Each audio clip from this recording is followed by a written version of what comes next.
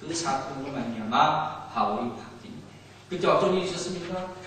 예수의 음성을 듣게 되는 거예요. 바울아, 바울, 사울아, 사울아. 나는 내가 핍박하던 예수다. 그 음성을 듣고 거꾸로집니다. 그런데 더 깊이 생각해보세요. 사도 바울이 사울이었을 때 이 예수님의 음성, 사울아, 사울아 하는 음성만 듣고 거꾸로져서 뒤바뀌어서 이와 같이 놀라운 역사를 그 다음에 행할 수가 있었겠느냐는 거예요. 그건 불가능한 일이에요. 여러분, 이 가운데 주님의 음성 들어본 사람들이 있을 겁니다. 음성 한 번 듣고 이와 같이 그 순간부터 능력 얻어서 갑자기 회심하고 갑자기 내 생각의 구조가 완전히 바뀌고 내가 행하기도 완전히 다른 방향으로 갈 수가 있습니까? 이건 불가능한 일이란 말이에요. 그렇다면 우리가 생각해 볼 수 있는 것은 성령이 과연 사도 바울의 마음 가운데 어떤 부분을 깨트려 주셨냐는 거예요. 이제까지 유대인, 골수 유대인의 사상을 가지고 있는 사도 바울에게 그 마음을 어떻게 변화시켜 주셔서 그렇게 이제는 예수만 쫓아 예수를 위해서 죽을 수 있는 삶으로 바꾸어 주게 하는 거예요. 이걸 알기 위해서는요, 사도 바울이 회심한 후의 상황을 먼저 생각해 볼 필요가 있습니다. 여러분, 바울이 누굽니까? 그야말로 위대한 사람입니다. 신약성경 10명 이상의 사람, 수많은 전도여행을 다녔던 사람, 사도 바울하면 정말로 모르는 사람이 없을 정도로 하나님의 능력이 좀 이방인을 위한 하나님께 세운 종이었습니다. 그런데 참으로 묘한 것은 그 당시 바울의 삶을 보면 우리가 이렇게 생각하는 것과 틀려요. 그는 보통 유대인들이 굉장히 많이 핍박받았던 사람이에요. 또 예수를 믿는 사람에게도 손가락질 받던 사람이 바로 바울이에요. 게다가 더욱더 놀라운 사실은 그가 교회를 세웠는데 그 교회를 세운 그 교인들로부터도 심한 모욕을 받았던 사람이에요. 무슨 모욕을 받았습니까? 네가 무슨 사람이야? 이런 이야기를 들었던 사람이 바로 바울이었다는 거예요. 자기가 교회를 세웠어요. 그렇게 양육하고 가르쳤어요. 대표적인 예가 바로 고린도 교회예요. 그래서 거기에 대한 자기의 사도직을 변명한 글이 나온 책이 고린도 후서예요. 그 글을 보면 야, 사도 바울 같은 사람도 이렇게 변명을 하는구나 알 수 있어요.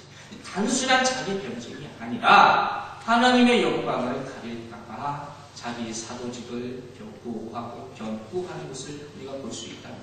자, 그렇다면 그게 왜 사울을 이렇게 비난했겠습니까? 왜 비난했을까요? 앞서가는 아주 쉬운 이유가 있어요. 그가 바울 되기 전에 예수 믿는 사람들을 핍박하고 교회를 핍박했기 때문이에요. 그렇기 때문에 같은 믿는 자의 입장에서 봐도 네가 얼마 전에 그렇게 예수 믿는 사람 잡아 죽이려고 돌아다니는데 이제 와서 네가 사도라고 할 수 있는 거예요.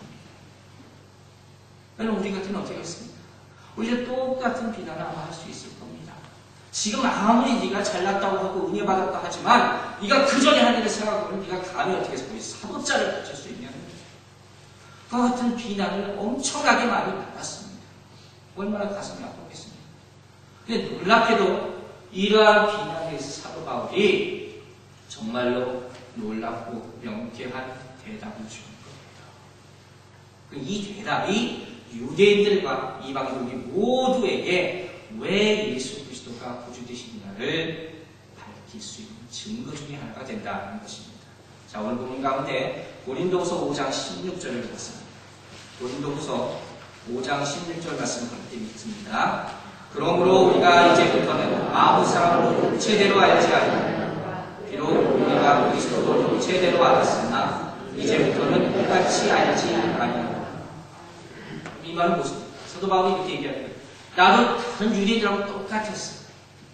나도 예수 믿는 사람 핍박하고 그들 죽이러 다니고 그렇게 어려운 삶을 살았어. 그러나 이제 좀 바뀌었어요. 그 이유를 뭐라고 했습니까? 왜냐하면 그 이유가 뭐겠습니까? 오늘 뭐라고 했어요? 육체대로 알았으나. 즉, 그 전까지는 예수를 봤는데 자기도 육적인 관점으로, 순전히 인간적인 관점으로만 예수를 봤다는 거예요. 그렇다면 우리가 또 궁금한 게 있죠. 도대체 육체대로 알았으니 인간적인 관점으로 봤다는 것은 뭘 얘기하는 거예요? 어떻게 본 것이 육체적인 관점으로 본 것이냐 하는 거예요. 이것을 설명하기 위해서는 유대교의 메시아 사상을 먼저 조금 알아야 됩니다. 유대인들은 메시아가 어떤 사람이라고 생각하느냐, 메시아의 관점이에요. 가장 중요한 관점 가운데 하나는 유대인이 생각하는 메시아는 다윗과 같은 왕이 다시 나타나는 것입니다. 다윗과 같은 왕이 이 땅에 다시 나타나서 그 왕조를 재건하는 것입니다. 그때고 지금이고 똑같아요.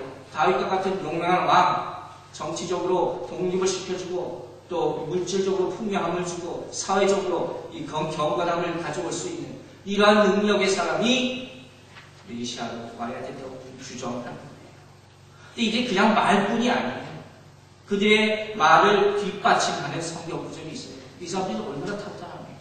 그 성경 구절이 뭐냐? 바로 사무엘하 7장 12장 12절 13절이에요. 사무엘하 7장 12절 13절입니다. 이 내용은 무슨 내용이냐면 하나님께서 다윗의 씨 가운데서 하나를 일으키셔서 흥왕케 하시고 다윗의 왕조를 영원히 만드신다 그런 뜻입니다. 그리고 우리가 뭐라고 얘기하냐면 나단의 신탁이라는 말이 있습니다. 굉장히 유명한 그런 얘기입니다. 즉 나단 선지자가 다윗 앞에 와서 이스라엘의 장래에 대해서 설명하는 거예요. 너희 왕조가 할 것이고 이 자손 중에 하나가 놀랍게 들림받을 것이고 그들 말미암아 이스라엘 왕조가 영원하게 될 것이라는 거예요. 이걸 직접 하나님께서 내려주신 선지로부터 들은 사람이 이스라엘 백성이에요.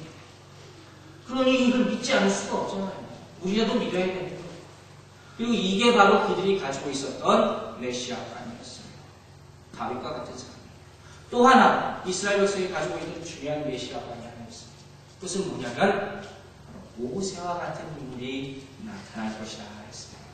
이것도 자기들이 혼자 주장하는 것이 아니라 성경의 배경을 가지고 있어요. 신명기 18장 15절입니다.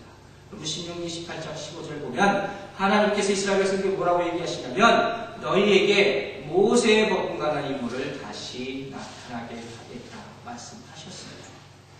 그럼 이걸 믿을 수밖에 없잖아요. 지금 주신 말씀이잖아요. 근데 생각해보세요. 모세가 어떤 사람입니까? 이스라엘 백성에서 다윗과 모세는 이건 무슨 자다가다 깰 사람입니다. 이스라엘 백성을 출애굽시키고 광야에서 만나를 먹이고 하나님께서 직접 율법을 받아 선포한 사람이 모세 아닙니까?